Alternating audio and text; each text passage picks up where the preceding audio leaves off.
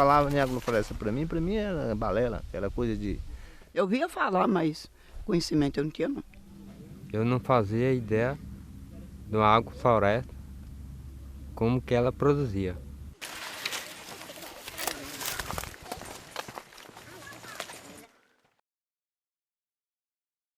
Eu achava que o certo era você capinar tudo e deixar limpinho. Porque quanto mais você deixar limpinho, mais a planta vai crescer, mais vai te dar frutos. E não é ao contrário. A grande vantagem é ter uma terra cada vez mais fértil mesmo. E um sistema mais equilibrado também, independente de insumos, independente de inseticidas, de herbicidas. Estou muito empolgada. Fantástico. Ixi, esse projeto tá fluindo ideias, mais ideias. O agricultor consegue estar produzindo seu alimento, né? Tá produzindo para ele e para comercializar o seu produto, né?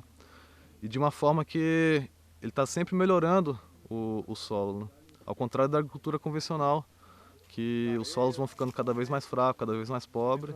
Eu vou pegando uns matinhos lá, às vezes tem um froco de capinha lá, eu vou lá, pego ele, boto lá no pé da planta, forro lá e...